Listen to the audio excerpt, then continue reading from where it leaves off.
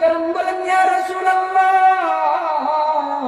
ইয়া হাবিবাল্লাহ, ও আল্লাহর পয়গম্বর, কলবটা ময়লা হয় বুঝলাম, কলবটা পরিষ্কার করার মাধ্যমটা কি আপনি আমাকে শিক্ষা দেন, আপনি আমাদেরকে শিক্ষা দেন। রাসূল আকরাম বলেন, হে আমার সাহাবায়ে কেরাম, তোমরা জানোনি কলবটা কিভাবে পরিষ্কার করব? সাহাবায়ে কেরাম বলেন, ইয়া রাসূলুল্লাহ, ইয়া হাবিবাল্লাহ, ও আল্লাহর পয়গম্বর, আপনি জলদি করে আমাদেরকে কলব পরিষ্কারের মেডিসিন শিক্ষা দেন। রাসূল আকরাম বলেন, হে আমার সাহাবায়ে কেরাম, তোমাদের কলব পরিষ্কার করার একমাত্র মেডিসিন হইল তোমরা বেশি বেশি করে লা ইলাহা ইল্লাল্লাহ, লা ইলাহা ইল্লাল্লাহ, লা ইলাহা ইল্লাল্লাহ জিকির করতে থাকবা। وخلق الجبال وخلق البحار وخلق السراج وخلق الحياة وخلق الموت ليبلوكم أيكم أحسن عملا وخلق كل شيء ونشهد أن سيدنا وسندنا وحبيبنا وحبيب ربنا وطبيبنا وطبيب قلوبنا ومولانا محمدا عبده ورسوله الذي أرسل إلى الناس كافة بشيرا ونذيرا وداعيا إلى الله بإذنه وسراجا منيرا. أما بعد فأعوذ بالله من الشيطان الرجيم. بسم الله الرحمن الرحيم. إنما المؤمنون الذين إذا ذكر الله وجلت قلوبهم وإذا تليت عليهم آياته زادتهم إيمانا وعلى ربهم يتوكلون. الذين يقيمون الصلاة ومما رزقناهم ينفقون. أولئك هم المؤمنون حقا لهم درجات عند ربهم ومغفرة ورزق كريم. اللهم صل على محمد وعلى آل محمد كما صليت وباركت وعلى آل إبراهيم إنك حميد مجيد. بلغ العلا بكماله كشف الدجى بجماله حسنت جميع خصاله. صلوا عليه وآله لا إله إلا الله. সকলে মহব্বতে দিল বলে লা ইলাহা ইল্লাল্লাহ, লা ইলাহা ইল্লাল্লাহ, লা ইলাহা ইল্লাল্লাহ, লা ইলাহা ইল্লাল্লাহ মুহাম্মাদুর রাসূলুল্লাহ। সকলে বলি সাল্লাল্লাহু আলাইহি ওয়াসাল্লাম।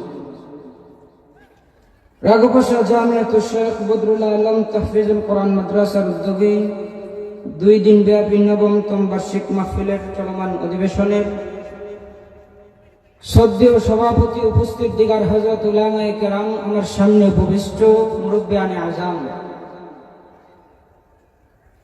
আমি আপনাদের সম্মুখে কোরআনুল কারীম থেকে ছোট্ট কয়েকখানা আয়াতে কারিমা পাঠ করেছি। আপনারা বলতে পারেন এই সময় তো নির্ধারিত বক্তা লিফলেটের মধ্যে লেখা রয়েছে, কিন্তু আপনাদের নির্ধারিত আলোচক অনুপস্থিত থাকার কারণে আপনাদের এলাকার গৌরব মাওলানা জুনাইদ আহমদ সিদ্দিকী সাহেবের আদেশে আপনাদের সামনে বসা। যাই হোক, আল্লাহ রাব্বুল আলামিন যদি আমাকে তৌফিক দান করেন, আপনারা যদি দোয়া করেন, তাহলে উক্ত আয়াতগুলোকে সামনে রেখে অতি স্বল্প সময় সংক্ষেপে আলোচনা করার চেষ্টা করব। ওয়া তৌফিক ইল্লা বিল্লাহ। প্রিয় হাজিরিন, যে সময়টা উপনীত হয়েছে আমার কাছ থেকে, যে সময়টা বিদায় নিয়ে যাচ্ছে, দোয়া কবুলের সময়। আল্লাহর নবী হাদিসের মধ্যে বলেছেন, দোয়া কবুলের কয়েকটা সময় রয়েছে, তার মধ্যে একটা সময় হইল আসর থেকে মাগরিবের আগ পর্যন্ত একটা সময় দোয়া কবুলের সময়। আল্লাহ রাব্বুল আলামিন আমাদেরকে এই বরকতি সময়ে, বরকতি স্থানে কোরআনী মাহফিলে বসার আসার তৌফিক দান করেছেন। এই জন্য প্রাণ খুলে আল্লাহ রাব্বুল আলামিনের শুকরিয়া আদায় করছি, আলহামদুলিল্লাহ। প্রিয় হাজিরিন, আমি আপনাদের সম্মুখে যে আয়াতগুলো তেলাওয়াত করলাম, সর্বপ্রথম এই আয়াতগুলার মৌখিক অর্থ আপনাদের সামনে আমি পেশ করছি। আমার তেলাওয়াতকৃত আয়াতের বিষয় হলো যে খাঁটি মুমিন কারা, খাঁটি মুমিনকে কিভাবে চিনব। আল্লাহ রাব্বুল আলামিন সার্টিফিকেট দিয়েছেন। সমাজের মধ্যে, দুনিয়ার মধ্যে আপনি আমি যতই মুমিন দাবি করি না কেন, খাঁটি মুমিন দাবি করি না কেন, আপনি আমি মন গড়া নীতি অবলম্বন করে, মন গড়া নীতি অনুসরণ করে কখনো খাঁটি মুমিন হইতে পারবো না, যতক্ষণ না আল্লাহ রাব্বুল আলামিনের দেওয়া নীতি আপনি আমি অনুসরণ না করব। প্রিয় হাজিরিন, আল্লাহ রাব্বুল আলামিন খাঁটি মুমিন হওয়ার জন্য কি নীতি দিলেন, কি লিখনি দিলেন? আমার তেলাওয়াতকৃত আয়াতে আল্লাহ রাব্বুল আলামিন বলতেছেন, إنما المؤمنون الذين إذا ذكر الله وجلت قلوبهم। আল্লাহ রাব্বুল আলামিন বলেন, মুমিন তো তারাই যাদের সামনে আমি আল্লাহকে স্মরণ করা হইলে তাদের অন্তরটা নাড়া দিয়ে উঠে, তাদের অন্তরটা প্রকম্পিত হয়, তাদের অন্তরে আমি আল্লাহর ভয় ঢুকে, আমি আল্লাহর ভয়ে তাদের হৃদয়ে রক্তকরণ হয়। এর হাজিরিন, একে একে 5টা গুণ আপনাদের সামনে বলবো। 5 গুণ বলার পরে আপনি আমি বুঝতে পারবো আমি বক্তা এই 5 গুণের ভিতরে কোন গুণের ভিতরে বইরা আমি খাঁটি মুমিন, আপনারা শ্রোতা এই 5 গুণের ভিতরে কোন একটার মধ্যে বইরা আপনি খাঁটি মুমিন দাবি করতেছেন। এই 5টা বিষয়, 5টা আলোচনা যদি আপনি আমি শুনতে পারি, তাহলে সকলের বুঝ হয়ে যাবে কে কোন ধরনের খাঁটি মুমিন। কথা বলেন ঠিক কিনা? প্রিয় হাজিরিন, এখানে আলোচনা হবে কোরআন এবং হাদিসের, অন্য কিছু আলোচনা হবে না। যাই হোক, আল্লাহ রাব্বুল আলামিন 1 নম্বরে বললেন, খাঁটি মুমিন ওই ব্যক্তি যে ব্যক্তি মাঝে মধ্যে আল্লাহর জিকির করে, আল্লাহর জিকিরে তার অন্তর কলুষিত হয়, মানে মাঝে মধ্যে সেই ব্যক্তি জিকির করে। প্রিয় হাজিরিন, এখন বুঝতে হবে জিকির আপনি আমি যে করতাম, কি জিকির করব? আপনাদের প্রশ্ন হইতে পারে, হুজুর এখন জিকির করলে লাভটা কি, আর জিকির কি আমরা করবো? এখন আপনাদের প্রশ্নের উত্তর আমি দিয়া যাই। প্রিয় হাজিরিন, কি জিকির করব, জিকির করলে ফায়দা কি? মুসলমান ইমানদার ভাইরা, আল্লাহর পয়গম্বরের জলিলুল কদর সাহাবী হযরত মুআজ ইবনে জাবাল রাদিয়াল্লাহু তাআলা আনহু বর্ণনা করেন, পয়গম্বর আরবের কাছে একজন গ্রাম্য সাহাবী আয়েশা আরজ করে, ইয়া রাসূলুল্লাহ, ইয়া হাবিবাল্লাহ, ওগো আল্লাহর পয়গম্বর, ইসলামের এত বিধিবিধান আমি মানতে পারি না গো নবী, ইসলামের এত বিধান আমার স্মরণ থাকে না, এত আমল আমি করতেও জানি না। ওগো পয়গম্বর, আপনি আমাকে এমন একটা আমল শিক্ষা দিবেন যে আমলের কারণে মহান আল্লাহ রাব্বুল আলামিন আমার উপর নারাজ না হইয়া, আমার উপর খুশি হইয়া আল্লাহর তৈরি জান্নাত আমাকে দিয়া দেন। সাহাবী ডাক দিয়া বলতেছেন, গ্রাম্য সাহাবী যদি হইয়া থাকেন, আপনি আমি দেখি যদি গ্রামের মানুষগুলো একটু কম শিক্ষিত হয়, শহরের মানুষগুলো একটু বেশি শিক্ষিত হয়, কারণ তাদের মধ্যে আধুনিকতার ছোঁয়া একটু বেশি লাগে। প্রিয় হাজিরিন, সাহাবী যদিও গ্রাম্য হয়ে থাকেন, তাহলে প্রশ্নটা যে করছেন অত্যন্ত ছোট না, অত্যন্ত বড় প্রশ্ন, মারাত্মক ধরনের একটা বড় প্রশ্ন করে ফেলছেন। কি ধরনের প্রশ্ন? যে আমল, একটা আমল করার কারণে আল্লাহ যেন ওনাকে জান্নাত দিয়া দেন, এই প্রশ্ন শুই না রাসূল বলতেছেন, সাহাবী আমার, এখন আমি কি করতে পারি, তোমারে আমি কি দিব? তখন সাহাবী ডাক দিয়া বলেন, ইয়া রাসূলুল্লাহ, ইয়া হাবিবাল্লাহ, ও আল্লাহর পয়গম্বর, আপনি না শরীয়ত প্রণেতা, আপনার উপর না শরীয়ত অবধারিত হয়, কুরআনুল কারীম না আপনার উপর নাযিল হয়েছে, আপনি আমার এমন একটা আমল দেন যে আমলের কারণে আমাকে আল্লাহ রাব্বুল আলামিন জান্নাত দিয়া দেন। মুসলমান ইমানদার ভাইরা আমার, আল্লাহর পয়গম্বরের সাহাবীর প্রশ্ন শোনার উপরে নবীজি আকরাম সাল্লাল্লাহু আলাইহি ওয়াসাল্লাম বলেন, রে আমার সাহাবী, তুমি শুনে নাও, তুমি গ্রাম্য সাহাবী, তোমার ভিতরে তো ইসলামের বিধিবিধান তুমি স্মরণ রাখতে পারো না, পালনও করতে পারো না, তাহলে ছোট্ট একটা আমল আমি শিক্ষা দিই রে সাহাবী, তুমি শুনে নাও।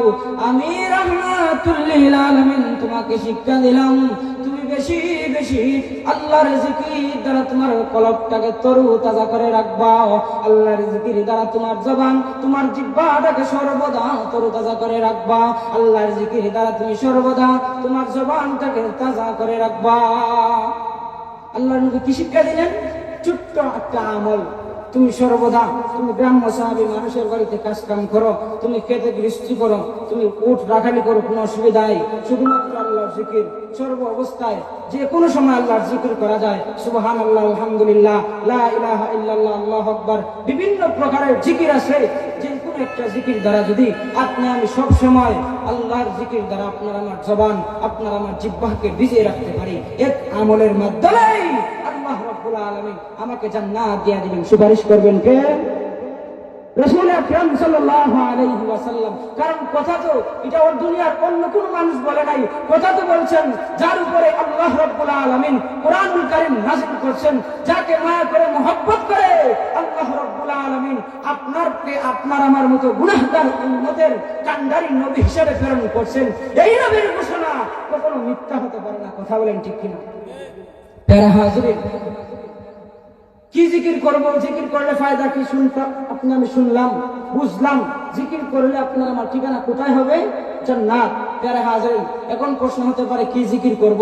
সমাজে তো, আমাদের সমাজে অনেক প্রকারের জিকির আছে, ডিজে মার্কারও জিকির আছে, বিভিন্ন প্রকারের, বিভিন্ন বক্তাদের মুখে বিভিন্ন প্রকারের জিকির শোনা যায়। একজন বলছে, দেখছেন না, কয়েকদিন আগে বলছে, মুর্শিদ আমার হুজুরে শাহ কি মহিমা জানে, গলার মালা বান্নাইয়া ধীরে ধীরে টানে। প্যারা হাজিরিন, এটা কি জিকির হতে পারে? এটা জিকিরের নামে আল্লাহ পাক রব্বুল আলামিনের সাথে মশকারি ছাড়া আর কিছু নয়। কি জিকির নবী শিক্ষা দিলেন? মুসলমান ইমানদার ভাইরা আমার, একদিন মসজিদে নববীর মধ্যে সাহাবায়ে কেরামদেরকে নিয়ে রাসূল আকরাম মাশওয়ারার মধ্যে বসে গেলেন। সম্মুখের মধ্যে সাহাবীরা বসা, কিছুক্ষণ পরে ডাক দেয়া বলেন, রাসূল আকরাম সাল্লাল্লাহু আলাইহি ওয়াসাল্লাম বলেন, রে আমার সাহাবায়ে কেরাম, তোমরা জানোনি তোমাদের ভিতরের কলবটাও যে ময়লা হয়? সাহাবায়ে কেরাম আশ্চর্য হয়ে গেলেন, ইয়া রাসূলুল্লাহ, ইয়া হাবিবাল্লাহ, ও আল্লাহর পয়গম্বর, ভিতরের কলবটা কিভাবে ময়লা হয় তা তো জানি না। সমাজের মধ্যে কাপড় কিনলে কাপড় পরিষ্কার করতে হয়, কাপড় ময়লা হয় তা তো জানি, সমাজের মধ্যে বিভিন্ন জিনিস ময়লা হয় তা তো জানি। ও পয়গম্বর, আমাদের কলবটা কিভাবে ময়লা হয়? রাসূল আকরাম বলেন, সাহাবী আমার শুনে নাও, যখনই কোনো আমার উম্মত গুনাহ করতে থাকে, গুনাহের যখন সীমা অতিক্রম করে যায়, গুনাহ করার সাথে সাথে তার অন্তরে দাগ পড়তে থাকে, এক পর্যায়ে যখন গুনাহের সীমা অতিক্রম করে একবারে চূড়ান্ত সীমায় পৌঁছে যায়, তার কলবটা একবারে কালো হয়ে যায়। সাহাবায়ে কেরাম বলেন, ইয়া রাসূলুল্লাহ, ইয়া হাবিবাল্লাহ, ও আল্লাহর পয়গম্বর, কলবটা ময়লা হয় বুঝলাম, কলবটা পরিষ্কার করার মাধ্যমটা কি আপনি আমাকে শিক্ষা দেন, আপনি আমাদেরকে শিক্ষা দেন। রাসূল আকরাম বলেন, হে আমার সাহাবায়ে কেরাম, তোমরা জানোনি কলবটা কিভাবে পরিষ্কার করব? সাহাবায়ে কেরাম বলেন, ইয়া রাসূলুল্লাহ, ইয়া হাবিবাল্লাহ, ও আল্লাহর পয়গম্বর, আপনি জলদি করে আমাদেরকে কলব পরিষ্কারের মেডিসিন শিক্ষা দেন। রাসূল আকরাম বলেন, হে আমার সাহাবায়ে কেরাম, তোমাদের কলব পরিষ্কার করার একমাত্র মেডিসিন হইল তোমরা বেশি বেশি করে লা ইলাহা ইল্লাল্লাহ ইল্লাল্লাহ, লা ইলাহা ইল্লাল্লাহ, লা ইলাহা ইল্লাল্লাহ জিকির করতে থাকবা। যখনই তোমরা লা ইলাহা ইল্লাল্লাহর জিকির বেশি বেশি করবা, এই জিকিরের বরকতে আমার আল্লাহ রব্বুল আলামিন তোমাদের কলবটা পরিষ্কার করে দিবেন। জোরে সুরে বলি সুবহানাল্লাহ। প্যারা হাজিরিন, বুখারী শরীফের একদম শেষ দিকে একখানা হাদিস, জিকির করলে কি পরিমাণ ফায়দা হয়। রাসূল আকরাম সাল্লাল্লাহু আলাইহি ওয়াসাল্লাম বললেন, যখনই কোনো আমার বান্দা দুনিয়ার মধ্যে থাকা অবস্থায় একবারে ছোট্ট একটা তাসবিহ, যেই তাসবিহটা আপনি আমি সকলেই জানি, রাসূল বলেন সাহাবায়ে কেরাম শুনো, রে আমার উম্মতের দল তোমরা শুনে নাও, তোমরা যতই গুনাহ করো না কেন, সমুদ্রের ফেনা পরিমাণও যদি তোমাদের গুনাহ হয়, তোমরা একটা মাত্র তাসবিহ করবা। এই তাসবিহ করার সাথে সাথে যদি আমার উম্মতের গুনাহ সমুদ্রের ফেনা পরিমাণও হইয়া থাকে, সমস্ত গুনাহ আমার আল্লাহ মাফ করে দিবেন। সকলে বলেন আল্লাহু আকবার। প্যারা হাজিরিন, কি তাসবিহ! বুখারী শরীফের মধ্যে ইবনে বুখারী রাহমাতুল্লাহি আলাইহি, ইমাম বুখারী রাহমাতুল্লাহি আলাইহি হাদিস কানা হযরতে আবু হুরায়রা রাদিয়াল্লাহু তাআলা আনহু সূত্রে বর্ণনা করেছেন। কি হাদিস?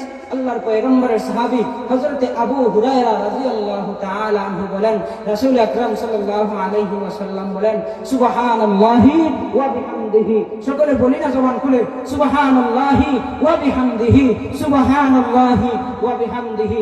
রাসূল বলেন, এই মাত্র তাসবিহ যদি আমার কোন উম্মত দৈনন্দিন 100 বার করে পড়তে পারে, আমার আল্লাহ আমার উম্মতের আল্লাহ রাব্বুল আলামিনের বান্দার গুনাহ যদি সমুদ্রের ফেনা পরিমাণ হয়ে থাকে, আমার আল্লাহ এই তাসবিহ 100 বার করে পড়ার বরকতে সমস্ত গুনাহ মাফ করে দেবেন। সকলে বলেন সুবহানাল্লাহ। যেই তাসবিহ অত্যন্ত ছোট, সুবহানাল্লাহি ওয়া বিহামদিহি, দৈনন্দিন মাত্র 100 বার। আমার আব্বাজান, আমার ভাইরা, আপনারা, আমি সহ আল্লাহ যেন আপনাকে আমাকে দৈনন্দিন 100 বার করে সুবহানাল্লাহি ওয়া বিহামদিহি এই তাসবিহ করার তৌফিক দেন। সকলে বলেন আমিন। খাঁটি ইমানদারের 5 গুণের 1 গুণ জানলাম। 1 নম্বর গুণ কি? 5টা গুণ মুখস্থ করবেন। দেশের মধ্যে ওয়াজ মাহফিলের কোনো অভাব নাই। প্রত্যেক গ্রামে 5 থেকে 6টা 7টা মাহফিল হয়, কিন্তু যদি ভাই আপনি আমি কিছু আমল শিক্ষা না করতে পারি, এইরকম 500,000 মাহফিল জীবনে শুনতে পারি, 1 বিন্দু পরিমাণ লাভ হবে না। প্যারা হাজিরিন, মুমিনের 5 গুণের 1 গুণ হইলেও বেশি বেশি আল্লাহর জিকির করা।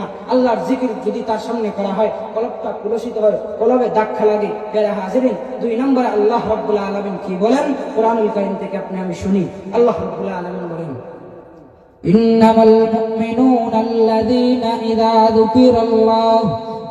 যুকিরাল্লাহু ওয়াজিলাত কুলুবুহুম ওয়া ইযা তুলিয়াত আলাইহিম আয়াতুহু যাদাতুহুম ঈমানা। মুসলমান ইমানদার ভাইরা আমার, আমার আল্লাহ রাব্বুল আলামিন সার্টিফিকেট দিচ্ছেন, মুমিন তো ওই ব্যক্তি যেই ব্যক্তির সামনে আমি আল্লাহ রাব্বুল আলামিনের কালাম থেকে কোন আয়াতে কারিমা পাঠ করা হইলে ওই ব্যক্তির ঈমানটা যদি তাজা হইতে থাকে বাড়তে থাকে, কোরআন তেলাওয়াতের খাতিরে যদি ওই ব্যক্তির স্বাদ পায়, ঈমানের মধ্যে যদি স্বাদ লাগে, তাহলে ওই ব্যক্তি প্রকৃতপক্ষে মুমিন। 1 নাম্বার বেশি বেশি জিকির। 2 নাম্বার কোরআনুল কারীম তেলাওয়াত। কোরআনুল কারীম যদি আপনার আমার সামনে করা হয়, আপনার আমার কলবের ঈমানটা যদি বাড়তে থাকে, প্রকম্পিত হয়, আপনার আমার ঈমান যদি তাজা হয়, ঈমানে যদি আল্লাহর কোরআন দ্বারা আপনি আমি স্বাদ পাই, তাহলে বুঝতে হবে আপনি আমি প্রকৃতপক্ষে মুমিন। এখন কোরআনুল কারীম পড়তে হলে, কোরআনুল কারীম শুনতে হলে তো কোনো ব্যক্তির সাথে মহব্বত লাগাইতে হবে। এখানে আপনারা যারা আছেন, আমার বিশ্বাস আপনারা সকলে কোরআনুল কারীম পড়তে পারেন। যদি না পড়তে পারেন, প্রায় হাজিরিন, যদি কোরআনুল কারীম পড়তেই না জানেন, যারা পড়তে জানে, মাদ্রাসার আলিম উলামায়ে কেরাম, তলবে ইলমগণ, তাদের সাথে আপনি আমি মহব্বত রাখা দরকার। তাদের সামনে গিয়া বলবো, ছোট মানুষ হইলে নাতি, কারো বয়সে নাতি হবে, কারো ছেলের সমান পুত্রের সমান হবে, তাদেরকে আপনি আমি যেমনি হোক খুশি করে তাদেরকে যদি আপনি আমি বলি, আব্বাজান আপনি আমাকে একটা আয়াত শুনান, একটা কোরআনুল কারীম থেকে ছোট্ট একটা সূরা আপনি আমি আপনাকে তুমি শোনাও। যদি ওই ব্যক্তি শোনায় আর আপনি আমি যদি মজা পাই, তাহলে আল্লাহ রাব্বুল আলামিনের 5 গুণের দুই গুণের ভিতরে আপনি আমি ঢুকতে পারবো। যদি ভাই কোরআনুল কারীম আপনি পড়তেই জানি না, কোরআনুল কারীম দ্বারা 7টা কি আসবে আপনার আমার অন্তরে, তাহলে বুঝতে হবে 1 নম্বর গুণ মুমিনের বেশি বেশি আল্লাহর জিকির করা, 2 নম্বর গুণ কোরআনুল কারীম শোনার পরে তার অন্তরে মজা পাওয়া, মানে কোরআনুল কারীম বেশি বেশি তেলাওয়াত করা। 3 নম্বরে আল্লাহ রাব্বুল আলামিন কোরআনুল কারীমের মধ্যে বলেন, ইন্নামাল মুমিনুনা আল্লাযীনা ইযা যুকিরাল্লাহু ওয়াজিলাত কুলুবুহুম ওয়া ইযা তুলিয়াত আলাইহিম আয়াতুহু যাদাতুহুম ঈমানা ওয়া আলা